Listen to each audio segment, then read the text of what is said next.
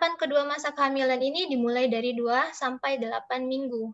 Organ dan sistem tubuh utama berkembang sangat pesat.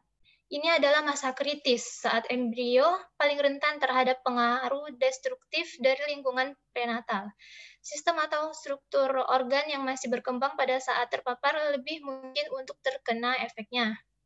Cacat yang terjadi pada saat kehamilan, tahapan selanjutnya tidak lebih serius. Janin laki-laki lebih memiliki kemungkinan untuk mengalami keguguran secara spontan atau dilahirkan dalam keadaan meninggal daripada janin perempuan. Walaupun sekitar 125 laki-laki dikonsepsi untuk 100 perempuan, fakta-fakta yang dihubungkan dengan mobilitas sperma dalam membawa kromosom Y yang lebih kecil, hanya 105 anak laki-laki yang dilahirkan untuk setiap 100 perempuan. Kemudian yang ketiga periode fetal. Tahapan ketiga masa kehamilan ini dimulai dari 8 minggu sampai dengan masa kelahiran. Selama masa ini, janin tumbuh dengan pesat sekitar 20 kali lebih besar daripada ukuran panjangnya dan organ sekaligus sistem tubuh menjadi lebih kompleks. Sentuhan akhir seperti kuku jari, tangan, dan kaki tumbuh serta kelopak mata terbuka. Tingkat aktivitas dan pergerakan janin menunjukkan perbedaan individual yang ditandai dengan kecepatan jantung mereka yang berubah-ubah. Berawal dari sekitar minggu ke-12 masa kehamilan, janin menelan dan menghirup cairan ketuban tempatnya hidup. Cairan ketuban mengandung zat-zat yang melewati plasenta dan aliran darah ibu dan memasuki aliran darah bayi.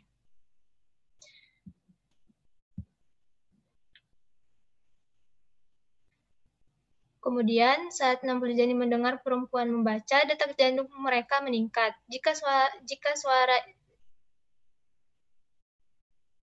seperti mendengar suara ibu mereka, dan detak jantungnya akan menurun jika merupakan orang lain. Dalam sebuah penelitian, bayi lahir menghisap susu ibunya diberikan pilihan apakah ia akan memilih rekaman suara ibunya atau suara yang telah difilternya selama di dalam rahim.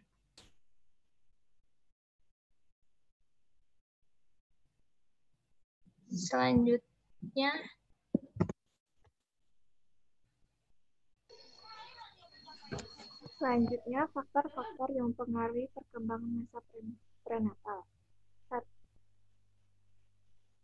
1. Teratogen.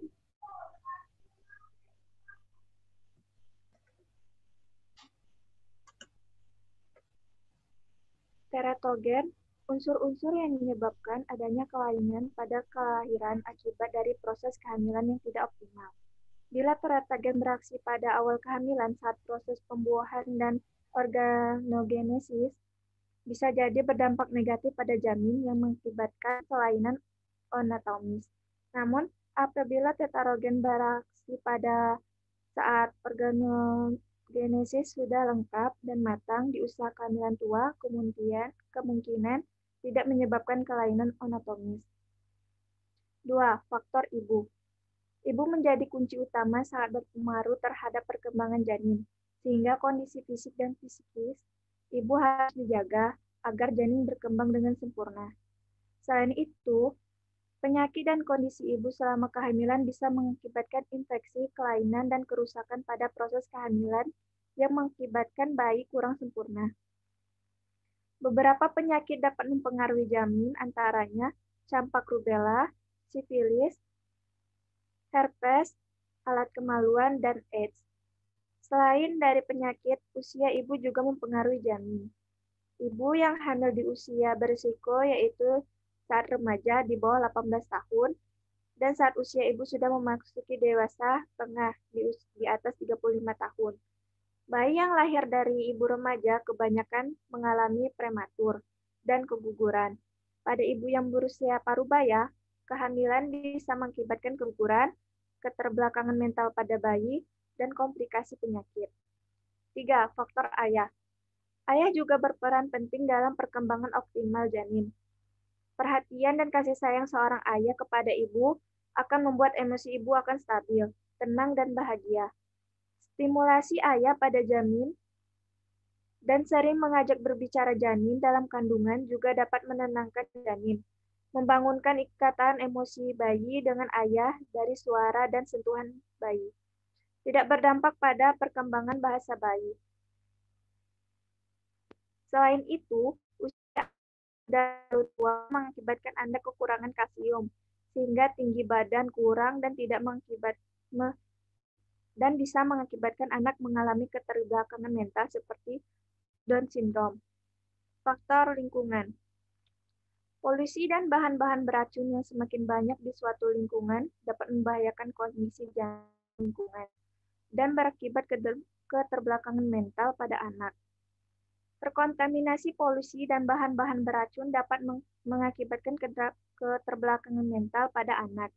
Ibu yang sedang mengandung sebaiknya berhati-hati dengan lingkungan dan apa yang akan tidak, karena jika ia mengkonsumsi makanan yang terkontaminasi bahan-bahan meracun, dapat mengganggu perkembangan janin. 5. Sinar X dan radium. Terbukti secara medis bahwa penggunaan sinar X dan radium pada wanita yang sedang hamil cenderung merusak janin yang berakibat pada kecacatan lahir, prematur, keguguran, bahkan kematian sebelum lahir. Menurut Santrok 2004, radiasi dapat menyebabkan mutasi gen atau perubahan permanen pada materi genetik. Misalnya saja terjadi kecacatan fisik permanen pada anak yang terkena radiasi nuklir. 6. Obat-obatan. Beberapa obat-obatan sangat disarankan untuk ibu yang sedang hamil karena dapat menyebabkan gangguan bahkan kecacatan bagi janin. Misalnya saja obat jenis thalidomid yang dapat menyebabkan kecacatan permanen pada anak. Selain itu, jenis obat lainnya juga sangat berbahaya bagi janin. Misalnya obat penenang atau penyebab langit-langit mulut janin terbelah. Barbiturates pada dosis tinggi menyebabkan janin kecanduan, gemetar, gelisah, dan mudah luka. Kokain menyebabkan hipertensi, masalah pada jantung, keterbelakangan perkembangan, dan kesulitan belajar. Marijuana menyebabkan rendahnya berat lahir pada bayi.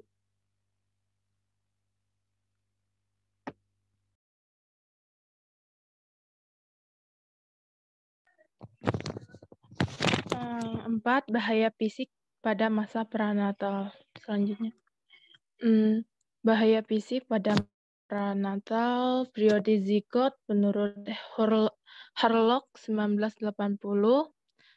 A. Kelaparan. Zigot akan mati kelaparan apabila hanya sedikit kuning telur yang mempertahankan kehidupan sampai zigot itu dapat menempelkan diri pada uterin atau bila zigot terlalu lama tinggal di tuba Fallopi.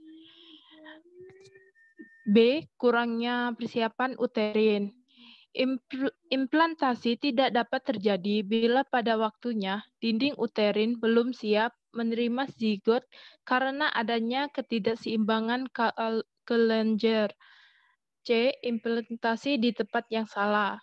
Kalau zigot menjadi terikat pada jaringan tiroid yang kecil di dalam dinding uterin atau pada dinding tuba Fallopi, zigot tidak mendapat makanan. Oke, selanjutnya. Periode embrio.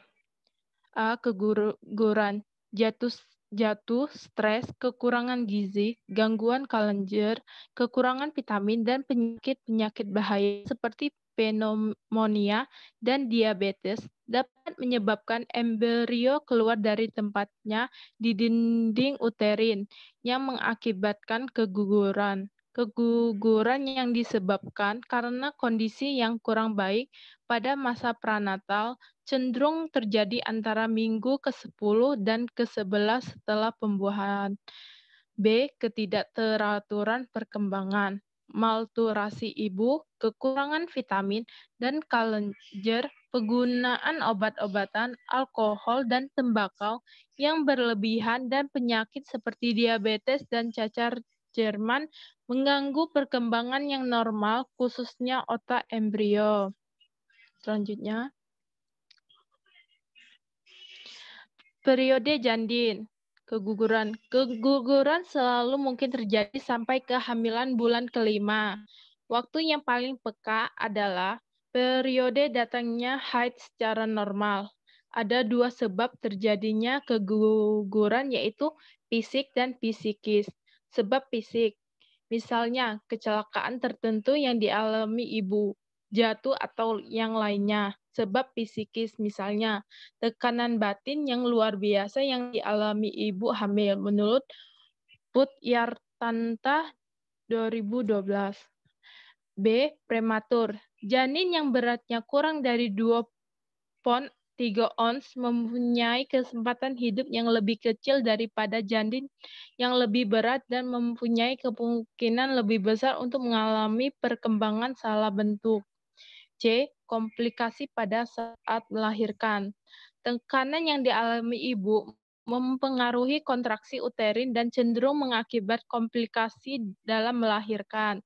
D. Ketidakteraturan perkembangan. Setiap kondisi yang tidak baik selama periode embrio juga akan mempengaruhi perkembangan anggota-anggota tubuh janin dan memperlambat seluruh pola perkembangan janin. Selanjutnya, bahaya fisiologi pada masa prenatal. Seperti bahaya fisik yang dihubungkan dengan periode prenatal, bahaya fisiologi dapat menimbulkan akibat yang tepat ada pada perkembangan individu dan dapat mempengaruhi lingkungan sesudah dilahirkan dan perlakuan yang diterima anak dari orang-orang yang berarti. Selama tahun-tahun pertumbuhan awal, ada 3 bahaya psikologi yang penting berupa kepercayaan tradisional tentang perkembangan prenatal, tekanan yang diterima ibu selama periode itu, dan sikap-sikap yang kurang menyenangkan kepada anak yang belum lahir dari orang yang akan memegang peran penting dalam kehidupan, menurut Harlock 1980. Bahaya psikologi selanjutnya.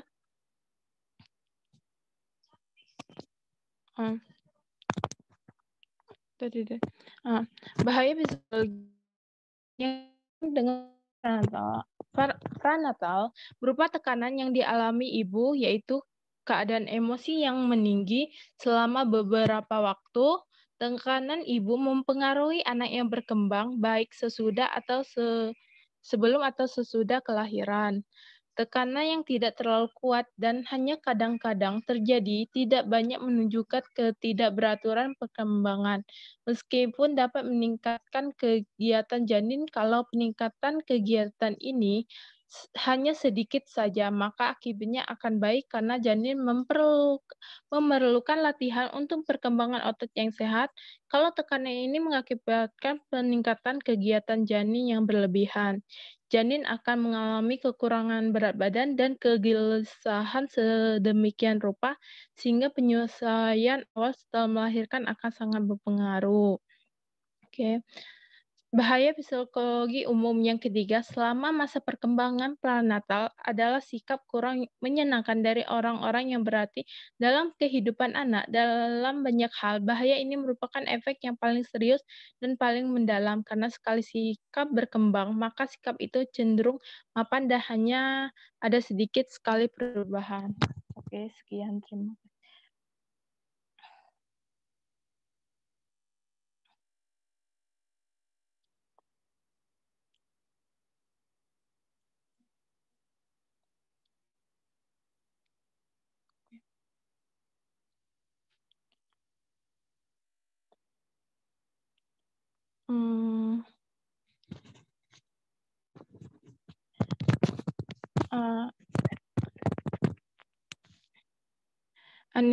Anybody will like to ask?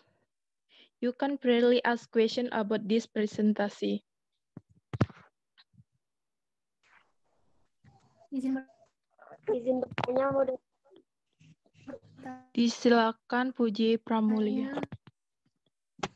Baiklah, terima kasih kepada Kopi. Saya Puji Pramulia dengan NIM 1D1200098. Ingin bertanya kepada kelompok penyaji, menurut pendapat kalian, bagaimana cara mengoptimalkan pertumbuhan serta perkembangan peserta yang dilahirkan secara prematur?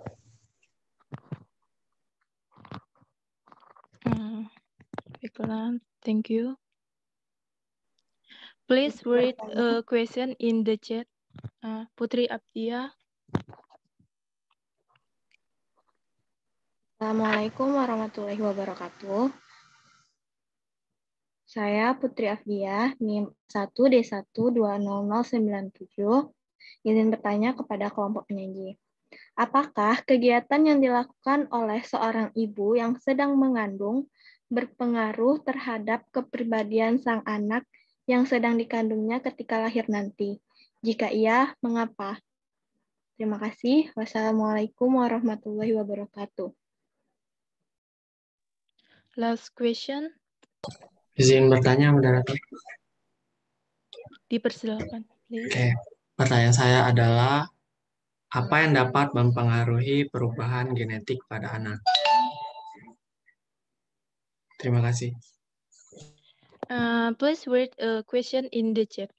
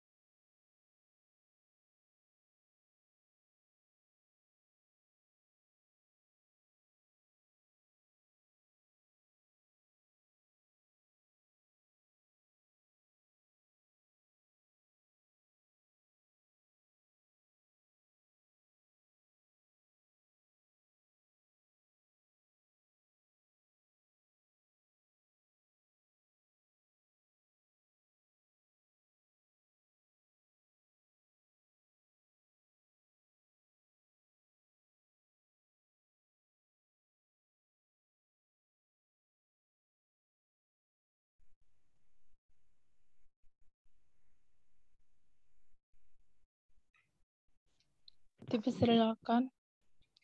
Baiklah, saya akan menjawab pertanyaan dari Puji Pramulia. Yang pertanyaannya adalah, bagaimana cara mengoptimalkan pertumbuhan dan perkembangan peserta didik secara prematur? Baiklah, menurut kelompok kami, untuk mengoptimalkan tumbuh kembang pada bayi prematur, orang tua dapat melakukan beberapa cara, yaitu yang pertama, pantau tumbuh dan kembang bayi prematur. Karena pertumbuhan dan perkembangan bayi prematur tidak bisa disamakan dengan bayi yang lahir cukup bulan, sehingga orang tua dianjurkan untuk melakukan kontrol dan pemantauan berkala ke dokter anak. Dengan melakukan hal ini, setiap masalah atau gangguan tumbuh kembang bisa terdeteksi sejak dini dan penanganan bisa dilakukan secepatnya. Yang kedua, dengan memberikan asupan nutrisi yang sesuai dengan usia bayi prematur. Berat badan bayi prematur sering kali lebih rendah jika dibandingkan dengan bayi yang lahir cukup bulan. Sehingga pemberian asupan nutrisi, misalnya berupa ASI, sangat penting dilakukan untuk mengejar ketertinggalan berat badan bayi prematur tersebut. Kemudian selalu berkonsultasi ke dokter anak untuk mengetahui anjuran pemberian asupan nutrisi kepada bayi prematur tersebut. Kemudian yang ketiga, melakukan stimulasi yang cukup. Untuk mencegah ketertinggalan perkembangan bayi prematur, dianjurkan pula untuk melakukan stimulasi yang sesuai dengan rentang usia bayi prematur tersebut. Misalnya dengan membacakan si kecil buku, menyanyikan lagu, dan mengajaknya bicara. Kemudian yang terakhir, melakukan imunisasi sesuai jadwal. Agar tumbuh dan kembang bayi prematur tidak terganggu akibat penyakit infeksi, orang tua wajib membawa si bayi untuk mengikuti jadwal imunisasi sesuai anjuran dokter anak.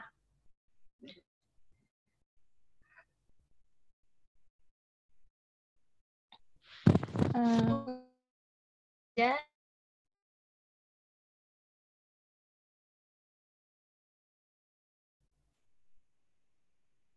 Baik, terima kasih atas jawabannya. Bisa dipahami. Ketika lahir nanti, jika ia mengapa?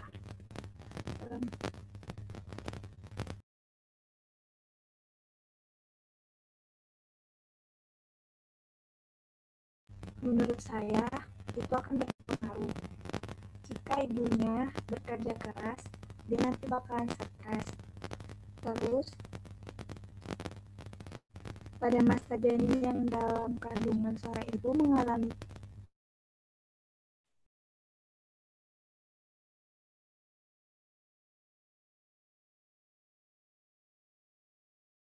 bahkan sukses. Para peneliti mengakui bahwa faktor genetik cenderung berperan, tetapi mereka menyumbang kesulitan kesehatan mental orang tua sebelum kehamilan pertama dan setelah kelahiran anak mereka. Menurut psikologi mengatakan, berdasarkan data menunjukkan masalah kesehatan mental selama kehamilan memiliki dampak unik pada masalah perilaku anak-anak. Terus,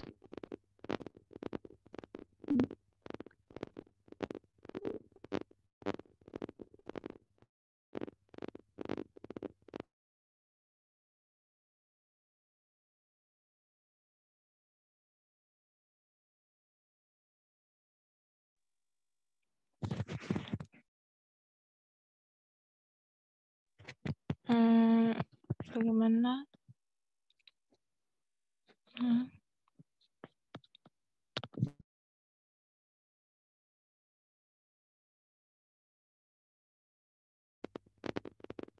organ tubuh atau fisik.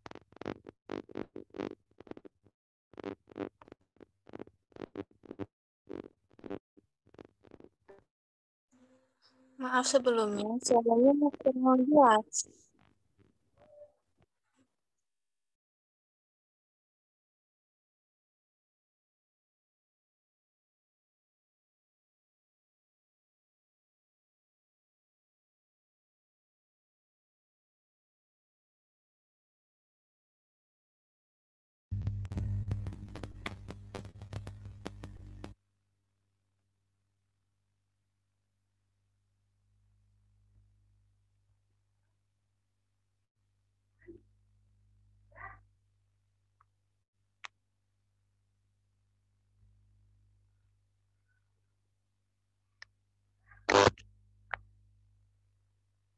Oke, saya ulangi. Apakah suara saya sudah jelas? Iya, sudah. Menurut saya, perlakuan ibu saat mengandung akan mempengaruhi janin yang ada di anak yang akan dilahirkannya nanti. Para peneliti juga mengakui bahwa faktor genetik cenderung berperan, tetapi mereka menyumbang kesulitan kesehatan mental orang tua sebelum kehamilan pertama dan setelah kelahiran anak mereka. Seorang psikolog mengatakan berdasarkan data menunjukkan masalah kesehatan mental selama kehamilan memiliki dampak unik pada masalah perilaku anak-anak.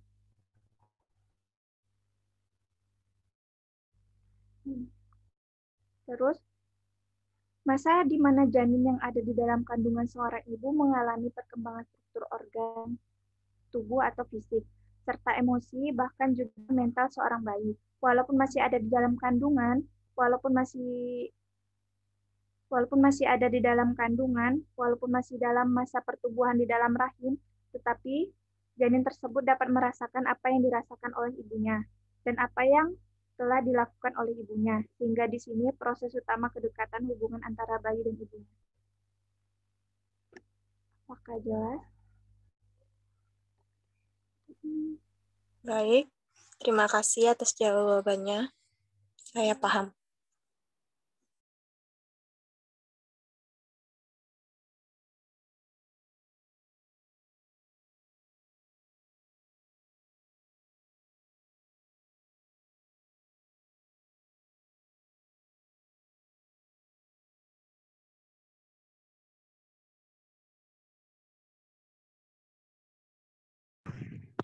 And this diskusi today, I hope. Bentar. Ulang.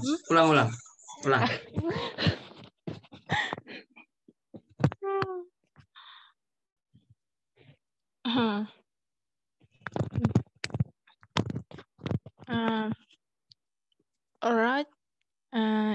In finish this presentation, thank you to listening our presentation. See you next time. Wassalamualaikum warahmatullahi wabarakatuh. Waalaikumsalam warahmatullahi wabarakatuh. Waalaikumsalam warahmatullahi wabarakatuh.